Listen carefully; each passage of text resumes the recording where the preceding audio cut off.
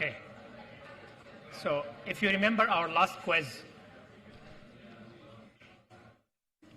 I asked you to implement an additional one class, which is courses. Then I also asked you to use it in our students class, right? Define an array of courses that the student is taking currently in this semester, right? So given what we covered so far, you were, or at least I hope you were able to do this easily, because nothing different than instantiating an object from a class in a main or in another class. In fact, we know now that just defining a main has to be inside anyway, right? But today we are expanding in this topic a little bit. And this is one of the reasons why I give you this in the quiz, right? So if you think of what we have done, we made a class that has members. One of these members is another class, right? So it's like you have a class inside a class, because we had the student class and it has a member that is courses, or my courses or student courses, and this member is an object of another class you define, right? This is what we mean in this lecture by composition of classes. The mentality is, once you define a class, it is just a data type, right? We always say this. And because it's a data type, you can define variables out of this data type anywhere, including in other classes, right? Today we'll have more examples and then see other cases where we can leverage this ability in object-oriented programming. This is very important, because if you define every class as a standalone thing, then you didn't do much. They have to interact with each other, right? Again, going back to the real world, we said OOP is trying to resemble the real world. So you have objects, right? For example, you have, again, our quiz, you have student object, you have courses object, and then not interacting with each other. If a student is not taking any courses, then what, right? You don't have a system, right? So the way to compose a system,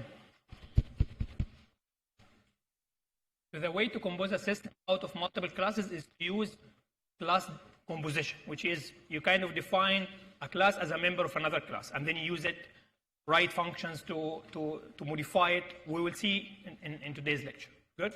But this is basically the background or the main use case of what we want to do today. And you guys had a taste of this in the last quiz. Good. So it's just like the definition of what I just said. Composition of classes refers to creating a new class from an old classes and then whatever. Okay? So go back to our original example that we have been using in the last 3-4 lectures. The point class, right? Remember the last thing we got in our point class is this thing. We had two variables, x and y, that represent the point. This is the constructor that uses a set. Why you guys are talking?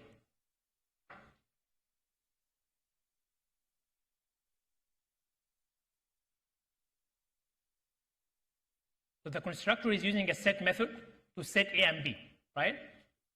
And then we said one thing that we don't have here is you can also have you can actually have as many as constructors as you would like, right? In this one you set x and y. In another constructor, if the user or the other class that is using point didn't provide any initialization, then you just initialize x and y to 0, right? So this is another thing that we don't have here, but we did before. This is our public set. What it does, it just sets x to A and y to B. We have gone through this. Get x and get y just returns x and y. And then last time, the time before our revision for C, we also implemented the distance to method, which is taking, you are in a certain object right now, a certain point object, you want to calculate your distance from another point, right? The distance between you and another point class. Then you have to pass this other object as an input to this method. And the good thing here, like the main lesson that we want to learn from this thing is you can pass a class to a method inside itself, right? This is kind of elegant, right? This is point class. Distance to is a method of a point class, right? But this is the power of object-oriented programming. Good? In a later lecture, if we had time, we will see recursion, which is something that is in a similar mentality but different perspective, which is you can call the function even in itself. You can keep calling the function multiple times inside the body function itself. This is called recursion. This applies to C and Java. It has nothing to do with object-oriented programming, but it's the same concept. Here we are using the class inside itself, right?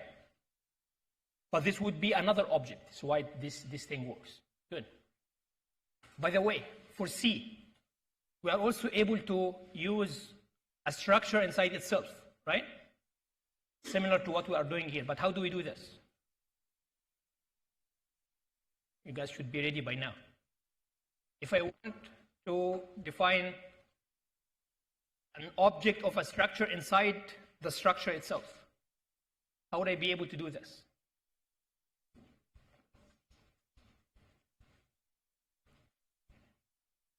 Come on. Yeah. Use a pointer, right? We said you cannot just use the structure name itself inside the structure. It's not like classes, but you can come across this. You can kind of detour this constraint in C by using a pointer to the structure. You can have an object of the structure inside the structure itself by defining a pointer to the structure. Good? You should be able to know these things by now. Good. So let's see. We had our point class. Now we are going to define another class that we call Mycircler. Good? As you can imagine, this is another class that is kind of trying to define a circle. So it has two things, radius and center. Radius is a real number, so it's double. What about center? Center is a point. And here comes the usage of our point class, right? Because the way you define a center of a circle is through x and y, right? Which you are going to use your point class for. So what we do here is we define an object that we call center of a point class, and then we use this as private, which means it's private for the circle class itself. Good? And then the constructor, I need to initialize the radius and x and y for the center, right? And then I also have another constructor here which just takes the radius. What do I do for x and y in this case? If I don't take x and y as an input in the constructor,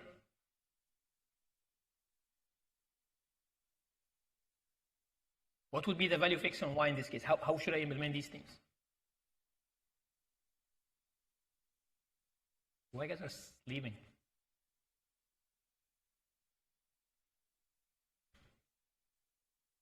Come on, I just said this 3 minutes ago, right? So your mind is refusing to talk anything about Java, it's only C now? Yeah. Zeros, and just initialize them, right?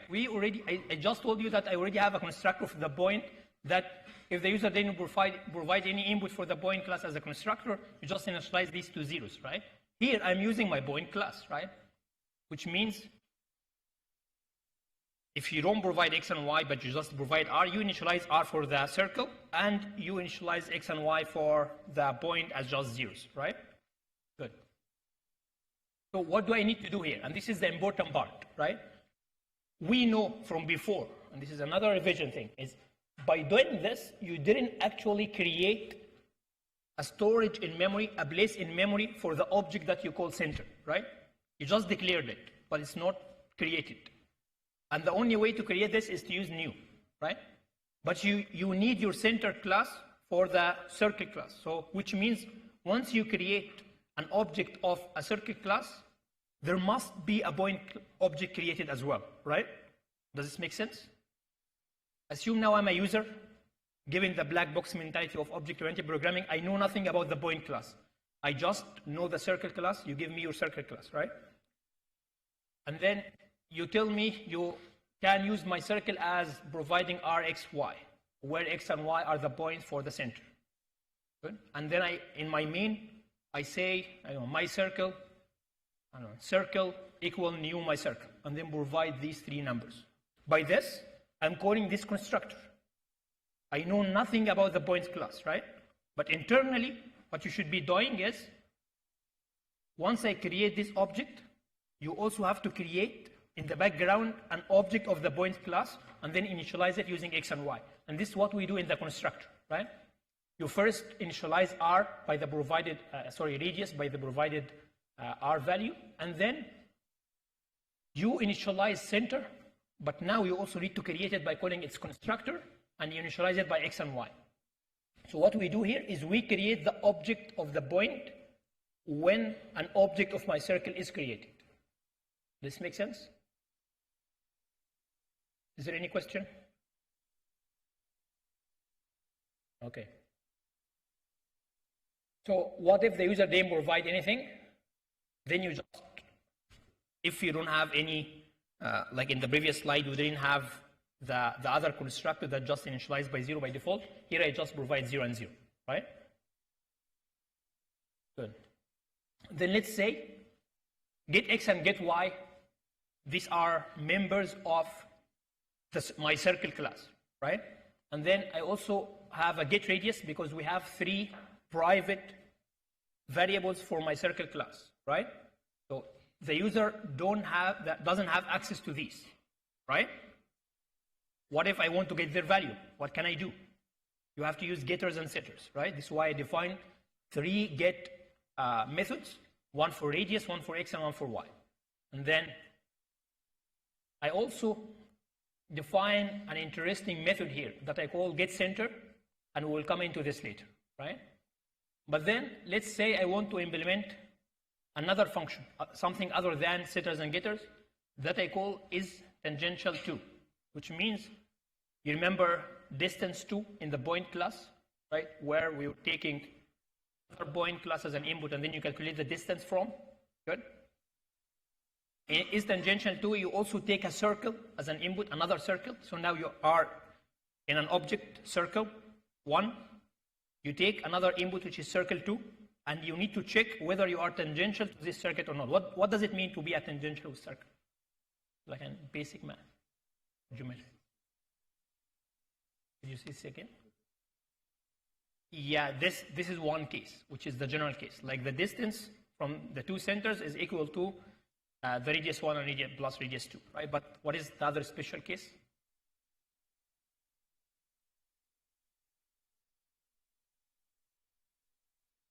Same circle is another special case, which is the absolute difference between both radius 1 and radius 2 is 0, which means they are tangential, but from inside, right?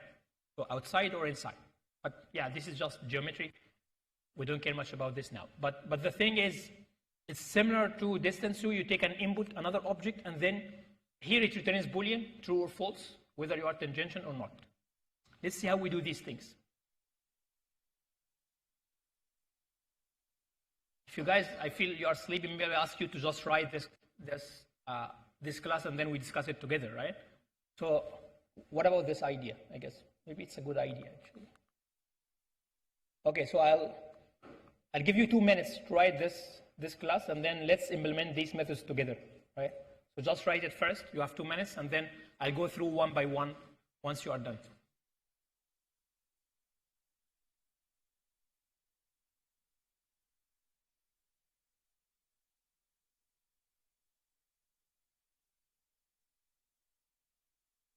Mycircle. If you like to Mycircle, it doesn't matter.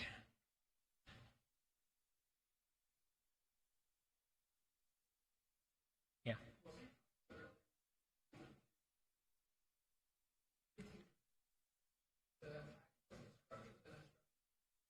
I don't hear the question.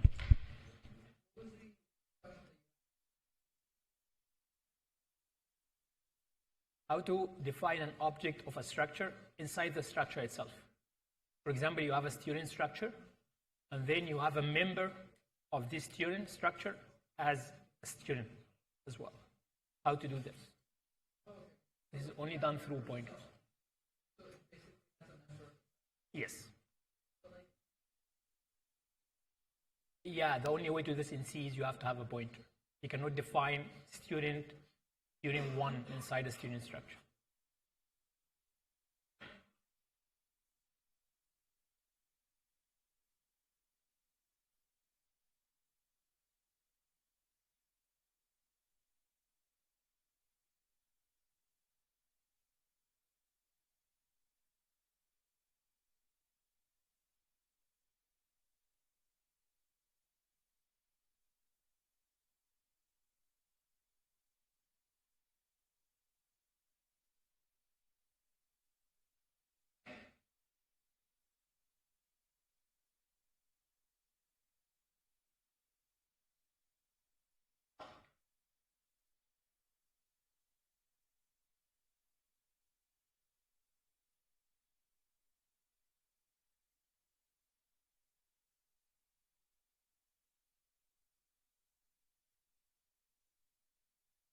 What is that?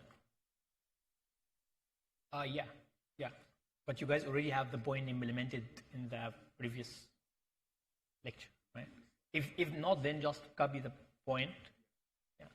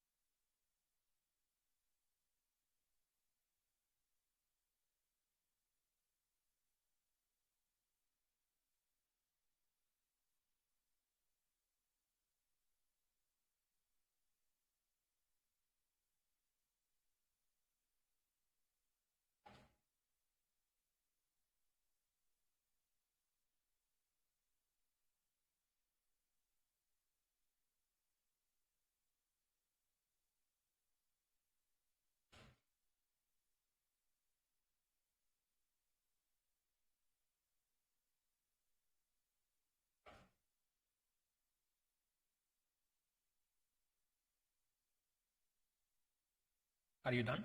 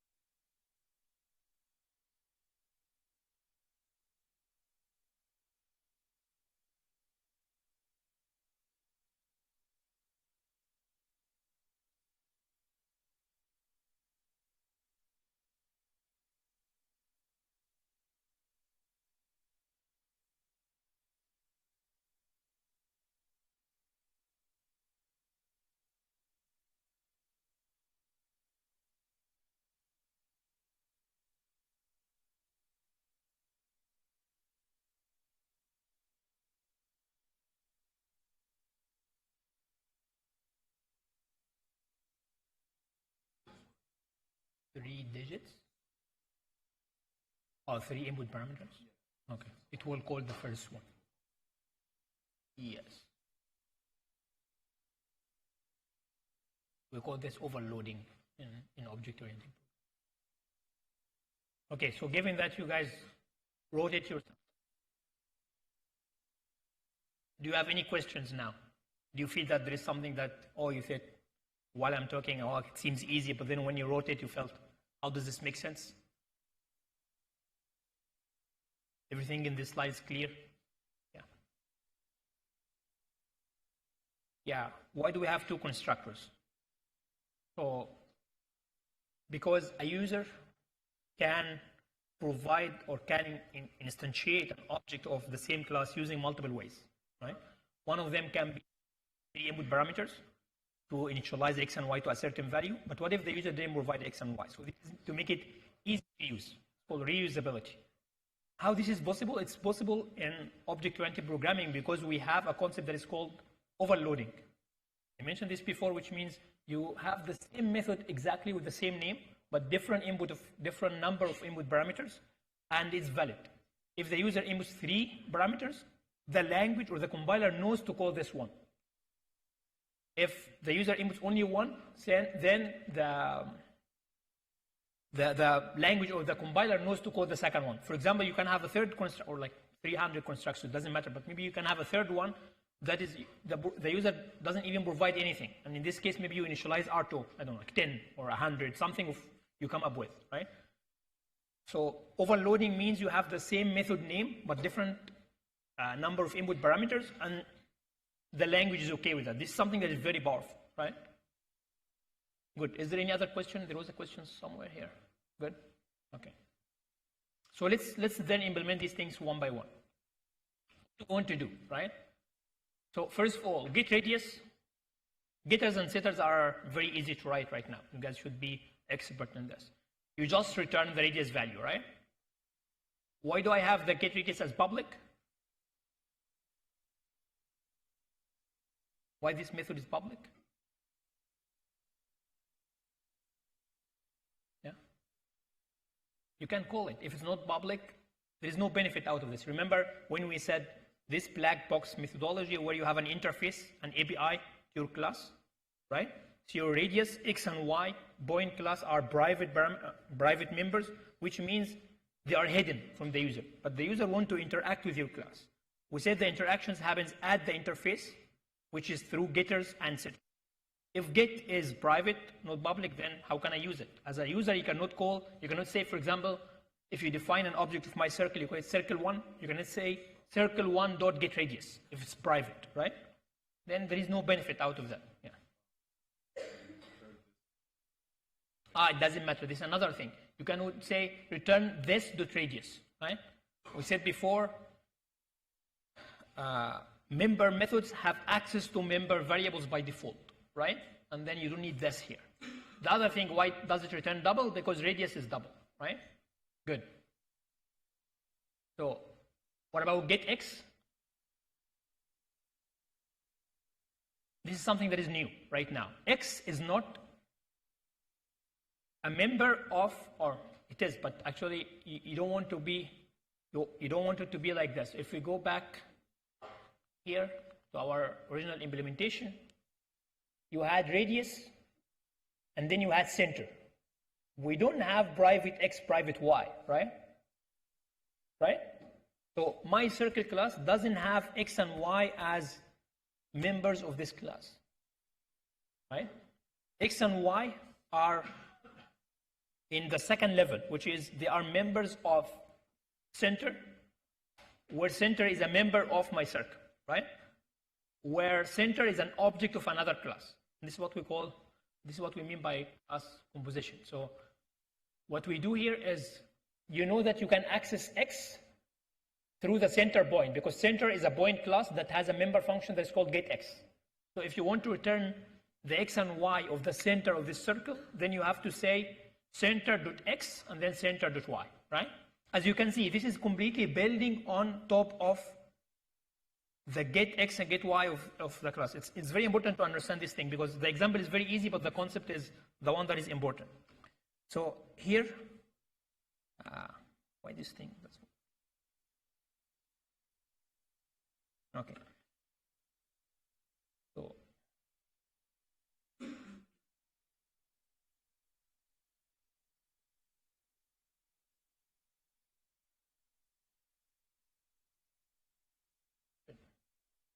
So this is Mycircler, right? Class. Inside it, you have the center member, which is a point class, right? It's an object of another point class here that has its own black box. Good. X and Y are parts of these, but they are the hidden parts, because if you remember, X and Y were private members of the point class. The only way to access them in the point class is through a get X, get Y. But now, as a user of Mycircler, I don't even know that you have a point class. I don't even need to care, right? So you have to write me another get X, get Y to be a member of Mycircler, and then the only thing that they do, it's like an interface to the original get X and get Y of the point class, right? So in fact, get X, get Y of circle is nothing other than a second phase of the getX, getY of the center class, which is the point class, right? This makes sense to you? So now you see what we mean by information hiding, right? As a user, I don't even need to care that you have a point class that has X and Y. The only thing that I know is you have getX, getY, and getRadius as a circle class. Inside this, you have many ways to implement it. You have define a new class, you just define it without a class, you do whatever you'd like to do. Another benefit would be, what if, as a programmer, I changed my point class? And you are a customer that I already sold you my circle class, right? Do you need to care? No, right? I will not even update you. Because the only thing that I need to care about as a programmer is this interface that I provided you should work the same way. And then later, whatever change I make here, it shouldn't affect the interface. This makes sense? Good? Okay.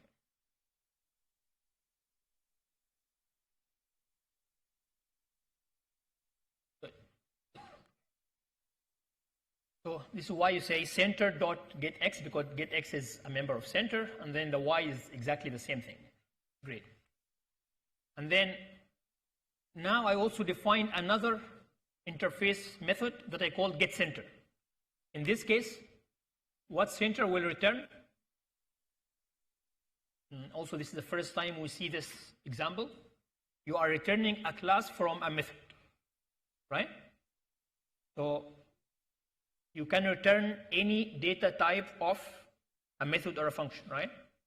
Class is nothing other than a data type. So why not returning a class out of a method? This is what we do here. So we define a getCenter method that returns a point class. This is the return type, right? And this you guys may get confused by this, because here the class name is nothing other than similar to this int thing. It's a type. It's the return type, right? And then what I do is I return, but because it's an object, then you have to say new, and then you create a new point class that has the X and Y value, and then you return it, right? Is that confusing? We can write it in we can decompose this step into two steps, right? We can say, instead of doing this, we can say point, my point or my circle point equal new, and then this thing, right? And then you say return my point, right? Because I guess you guys get used that the return is just returning a variable, not a very big statement, right? Yeah, just 1 second. What I have done here is, just to make it easier, I defined a new object of the point class that I called my point, and then it has the same X and Y as my center, and then I return it. Good? Make sense? Yeah.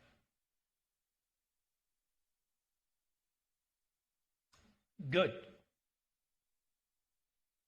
Because you don't want, so maybe that is before this, or maybe the justification for your question is we already return X and Y and radius in this case. Why do you just return? Center is nothing other than another variable. It just happened to be a variable of a class or object of a class. The thing is, we don't want to do this because you don't want, it's valid, right? Every time I answer a question, I should differentiate between whether you can do this or not and whether this is a good programming skill or not. Good? If you return center as an object, then the user in the other class has access to the center, right? Make sense? Right? But then if you return another object that you created about it, so then you created a copy in the memory, and then this copy is different than this one. So you see this one, but you don't even see this one. What I mean by this is, you remember, if you define two objects of the same class, previously you have done this. We define, let's say, point 1 and point 2 of the same class, and then if you say point 1 equal point 2, then both are pointing to the same thing. So maybe another question for this example would be, why I don't write something like this? Why I don't say here, point my point, and then define new without even initializing it, and then later say my point, or maybe not new, say point my point equal center, right? What is the difference between this statement and the other one? And this is very important. I guess this may be for a bonus mark. So the question in another way. I have two ways of writing this thing.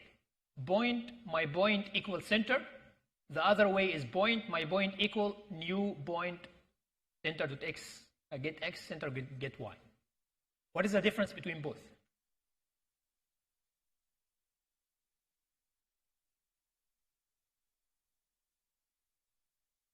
Okay, what about the second one, which is point my point equal center?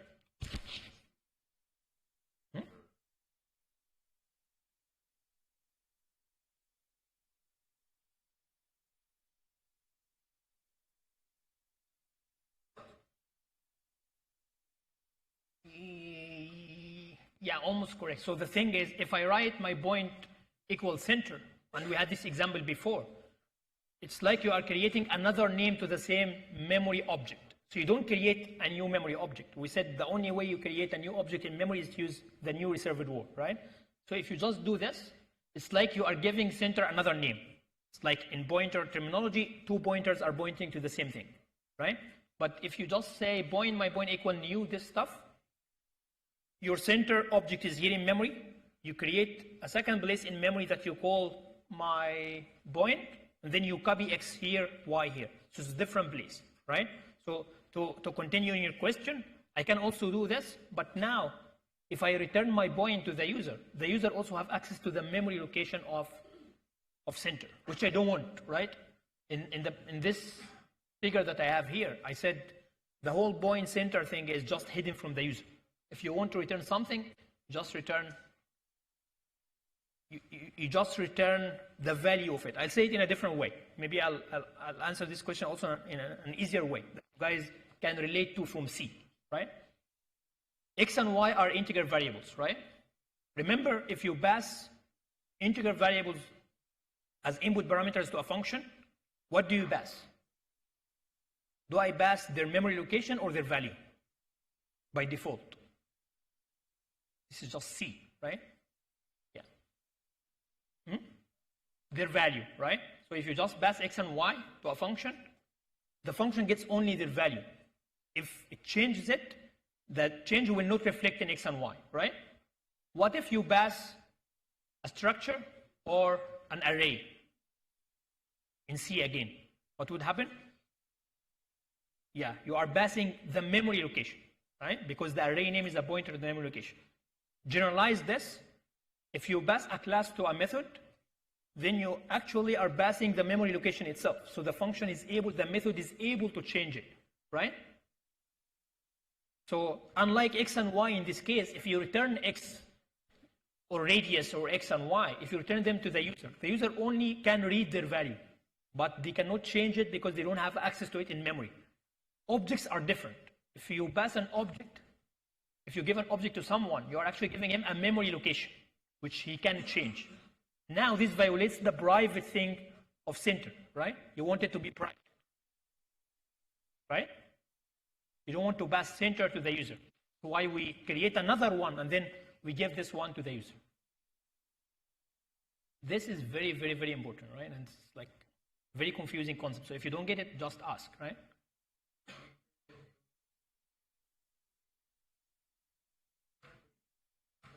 It's not the same one. If you change this one, I don't even care, right?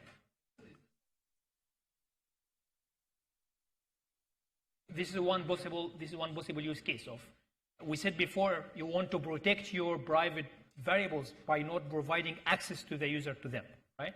Yeah, for sure you are protecting your center, right? Is there any other question? Good. Okay. So maybe I'll give you 1 minute to write this thing. Like modify your, so guys, you are supposed to already have written this. Now fill in these gaps by the implementations.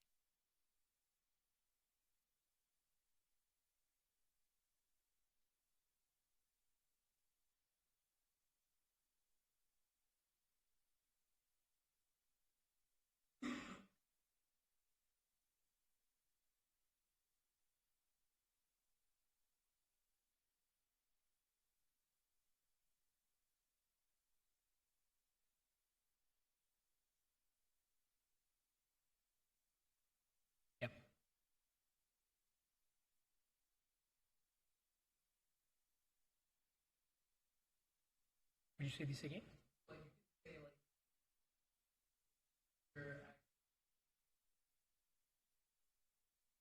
Which what we already do in get x and get y, right? I guess you are discussing the get center method, right?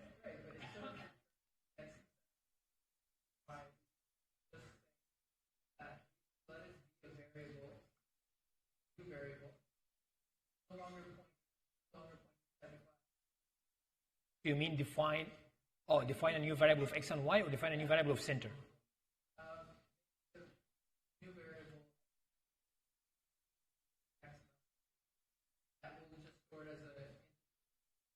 Okay.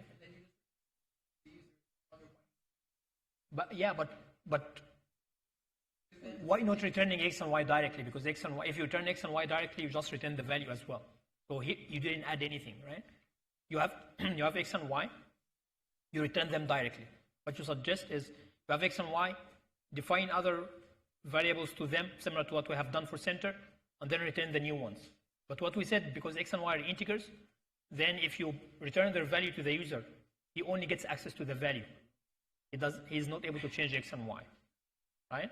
I guess what you are trying to think of is, instead of returning a center object to the user, just provide him with the x and y value, and then he knows it. That's enough, but you don't need anything else here as well. You just can use get x and get y. But again, reusability. If the user wants to get x and y as part of the object, then he has to define an object of his own, which is point, and then use x and y to initialize it. So it's an additional step from the user. It's one thing. Think of here you have only two variables, x and y. But what if you have the center one, has 100 variables? Then if you just return 100 variables to the user, and then he takes these 100 variables, initialize them, it's like a mess, right? And instead of doing this, you just provide them with a number around all these things, which is an object. Again, think of everything as an object, right? Not variables. This is easy because it's just two. So I can take the two and then create my own object. But then in general, it's not the case, right? But I see what you're trying to say. Is there any question, given that you already wrote these things now? Good. Okay, so now we'll try to test these things, right? So we create another class, a third one that we call anything, and then we have a main. Inside the main, we create an object of Mycircler that we call C. For now, we already know how to create an object. We initialize it, 289, radius x and y. And then we print c.center to get x. What you are expecting to get in this case? What would be print on the screen? Yeah? 8, right? This is x, right? So you just get 8. And then, no. Why this is the case? Because the center is a private field. You cannot say c.center, right? So we spent the last 20 minutes discussing this concept to reach to this point, right? And this was the trick. So why did I have to implement my get center? Why did I say you have this box of hidden information of center and x and y, and then you have the interface to it, right? Because if a user writes something like this, shouldn't be allowed, right? If you say c dot something, that means we call dot before, even from C, a member operator, right? So you are referring to a member of the C object, but this member is private. Then this is not allowed, right? If the user wants to get X, what did we do in the class to allow him to do this without writing this thing, right? Yeah. C to get X directly, so we implemented what I call wrapper methods around the original center, X and Y. We implemented our own get X and here in this figure. The user, by writing this line, which is c.center.getX, he's trying to access this getX, right? This is not allowed. The only getX that the user is able to access is c.getX, which is the one at the interface.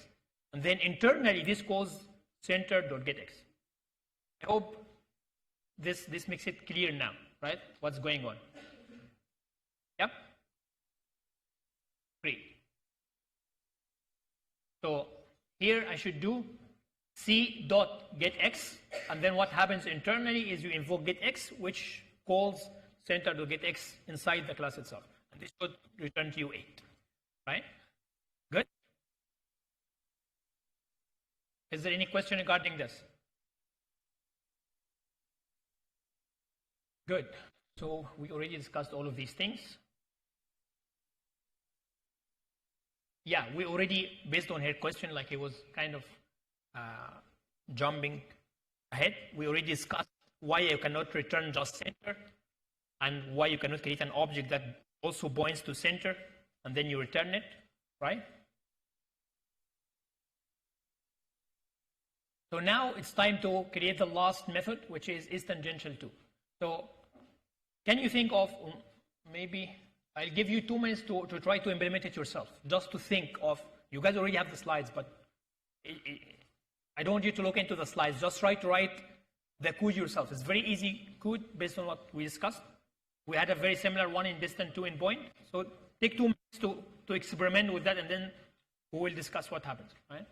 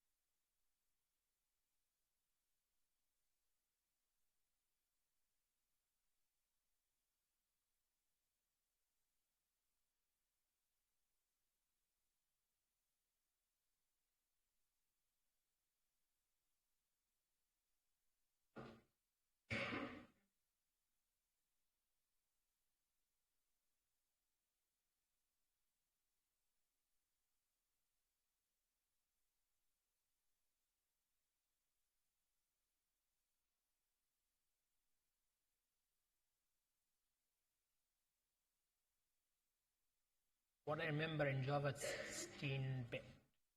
But does it matter?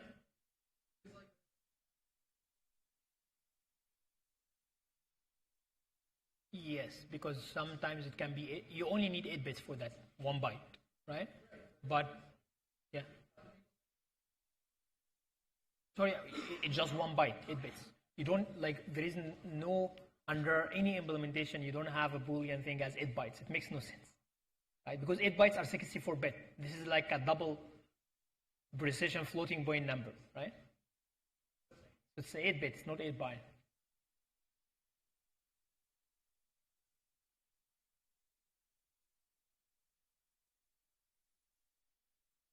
Is it? So let's discuss it after lecture, right?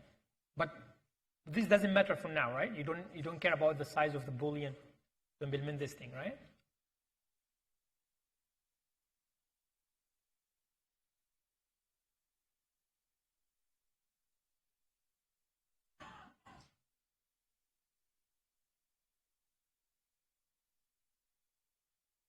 If this is 8 bytes, this is another reason why people want to write in C, not Java.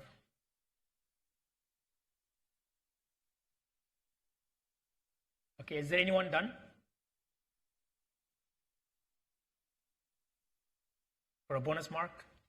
Someone is done, explains to me what's going on. How can we implement this thing?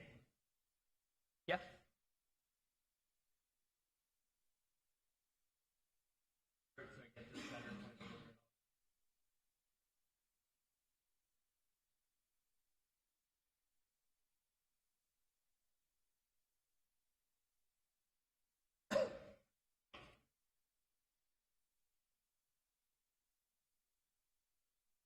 So I guess you said it, but in the object, so you need to, the distance to, not from the radius, from the center, right? This is what you said?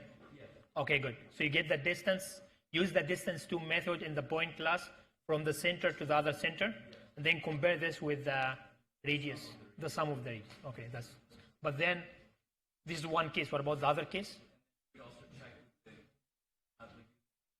absolute function, check the difference. If it's equal, yeah, thank you. Please give me your name afterwards. So you just write a couple of lines of code to implement this logic, right?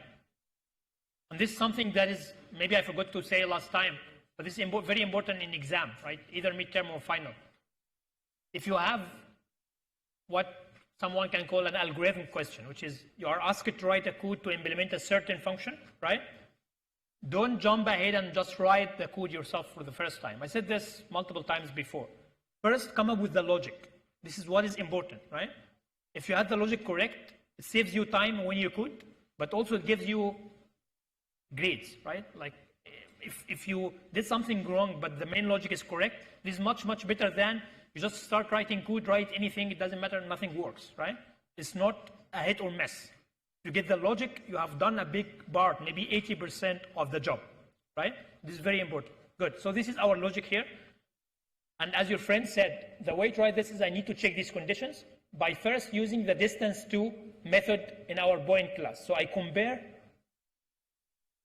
the current center with the other circle center, which I take as an input, and then get the distance between these 2 points. Good? And then compare this. I'll say what is this right now, but basically you need to compare this with 2 things. This condition, right, which is